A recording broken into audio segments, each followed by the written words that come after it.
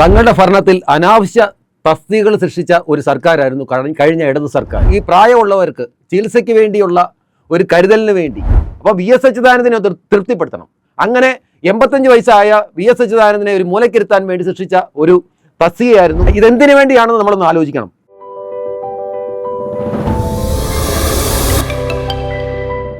ഒരു കാര്യം പറയാതിരിക്കാൻ സാധിക്കില്ല.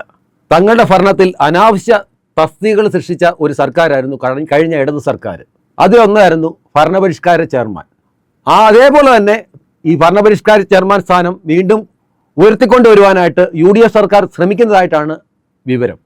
എനിക്ക് ദയവായി VD സതീശൻ്റെ സർക്കാരിനോട് പറയാനുള്ളത്, ഇങ്ങനെ ഖജനാവ് ദൂർത്തടിക്കപ്പെടുന്ന അനാവശ്യ ആൾക്കാരെ മുഴുവൻ തിരികെ കയറ്റാൻ സാധിക്കുന്ന ഇങ്ങനെയുള്ള അനാവശ്യ തസ്തികകൾ, അല്ലെങ്കിൽ ഈ പ്രായമുള്ളവർക്ക് ചികിത്സയ്ക്ക് വേണ്ടിയുള്ള ഒരു കരുതലിന് വേണ്ടി ഇപ്പം ഈ ഉണ്ടാക്കിയെടുക്കുന്ന ഇങ്ങനെയുള്ള തസ്തികകൾ ദയവായിട്ട് ഉപേക്ഷിക്കണമെന്നാണ് എനിക്ക് VD സതീശൻ സർക്കാരിനോട് അപേക്ഷിക്കാനുള്ളത്.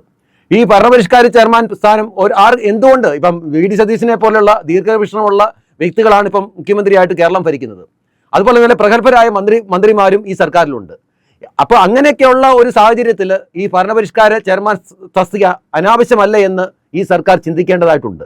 ഇതെന്തിനു വേണ്ടിയാണെന്ന് നമ്മളൊന്ന് ആലോചിക്കണം. കഴിഞ്ഞ ഇടത് സർക്കാർ, അതായത് പിണറായി വിജയൻ ആദ്യ സമയത്ത് മുഖ്യമന്ത്രിയായിട്ട് വരുമ്പോൾ അന്ന് പ്രതിപക്ഷ നേതാവായിട്ടായിരുന്ന VS അച്യുതാനന്ദനെ ഒരു മൂലക്കിരുത്താൻ വേണ്ടി സൃഷ്ടിച്ച ഒരു തസ്തികയാണ് ഭരണപരിഷ്കാര ചെയർമാൻ എന്നുള്ളത്. അതായത് പ്രതിപക്ഷ നേതാവായിരുന്ന VS അച്യുതാനന്ദൻ വീണ്ടും അടുത്ത തെരഞ്ഞെടുപ്പിൽ അദ്ദേഹം മത്സരിക്കുന്നു. അന്നത്തെ പാർട്ടി സെക്രട്ടറി ആയ പിണറായി വിജയനും ആ തെരഞ്ഞെടുപ്പിൽ മത്സരിക്കുന്നു.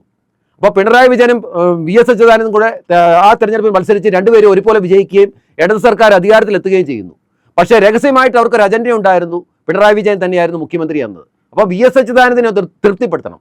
അങ്ങനെ 85 വയസ്സായ VS അച്യുതാനന്ദനെ ഒരു മൂലക്കിരുത്താൻ വേണ്ടി സൃഷ്ടിച്ച ഒരു തസ്തികയായിരുന്നു ഭരണപരിഷ്കാര ചെയർമാൻ എന്നുള്ളത്.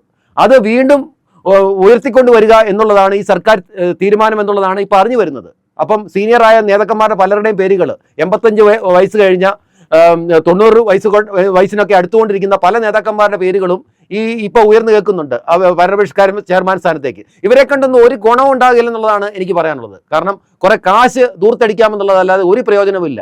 പിന്നെ ഇവർക്കും ഇവരുടെ കുടുംബക്കാർക്കും ഒക്കെ ആശുപത്രി ചികിത്സയ്ക്കൊക്കെ കുറെ പണം ഈ വഴി ദൂർത്തടിക്കാൻ സാധിക്കും. ഇതൊക്കെ സാധാരണ ജനങ്ങളുടെ നികുതി പണമാണെന്നാണ് ഓർക്കേണ്ടത്. ഇത് ശരിക്കും പറഞ്ഞാൽ ഈ സർക്കാരിൻ്റെ ഒരു നിലവിലുള്ള പ്രവർത്തനങ്ങൾക്ക് ഒരു മങ്ങലേൽക്കും എന്നുള്ളതാണ് എനിക്ക് പറയാൻ സാധിക്കുന്നത്.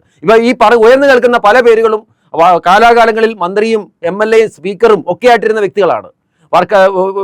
തങ്ങൾ മത്സരിച്ചില്ലെങ്കിൽ തങ്ങളുടെ മക്കൾക്ക് സ്ഥാനം വേണമെന്ന് ചിന്തിച്ച് അങ്ങനെ മക്കളെ പോലും പ്രതീക്ഷിച്ച ചില ആളുകളുടെ പേരുകളും ഒക്കെ അതിനകത്ത് ഉയർന്നു വരുന്നുണ്ട്. അതുപോലെ തന്നെ സ്വന്തം പാളയത്തിൽ തന്നെ പണം സൃഷ്ടിച്ച ചില ആൾക്കാരുടെ പേരുകളും ഒക്കെ ഈ ഭരണപരിഷ്കാര ചെയർമാൻ സ്ഥാനത്തേക്ക് പരിഗണിക്കുന്നുണ്ട്.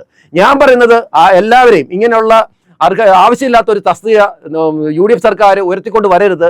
അനാവശ്യമായിട്ട് ഇങ്ങനെയുള്ളവരെ ഒന്നും പ്രതീക്ഷിക്കരുത് എന്നുള്ളതാണ് എനിക്ക് അഭ്യർത്ഥിക്കാനുള്ളത്. കാരണം പേഴ്സണൽ സ്റ്റാഫ്, കാരണം ഇതിനൊരു പേഴ്സണൽ സ്റ്റാഫിൻ്റെ ആവശ്യമില്ല. കാരണം ഇവരുടെയൊക്കെ ശില്പന്തികളെയൊക്കെ 10ഉം 12ഉം 24 പേരെയൊക്കെ ഇവർ തിരികെ കയറ്റാൻ സാധ്യതയുണ്ട്. ഇവർക്കൊക്കെ പെൻഷൻ കൊടുക്കണം, ശമ്പളവും കൊടുക്കണം. ശരിക്കും പറഞ്ഞാൽ ഇവിടുത്തെ ജനങ്ങൾക്ക് അധിക ബാധ്യതയാണ് ഇതുമൂലം ഉണ്ടാക്കി കൊടുക്കുന്നത്. തീർച്ചയായിട്ടും UDF സർക്കാരിനോട് എനിക്ക് പറയാനുള്ളത്, ഇങ്ങനെയുള്ള അധിക ബാധ്യത സൃഷ്ടിച്ചുകൊണ്ട് ഒരു ഇമേജ് നഷ്ടപ്പെടുത്തരുത്. കാരണം VD സതീശനോടൊക്കെ വളരെ പ്രതീക്ഷയോടുകൂടിയാണ് ജനങ്ങൾ അദ്ദേഹത്തെ മുഖ്യമന്ത്രിയാകണമെന്ന് പറഞ്ഞ് തെരുവിലിറങ്ങിയത്.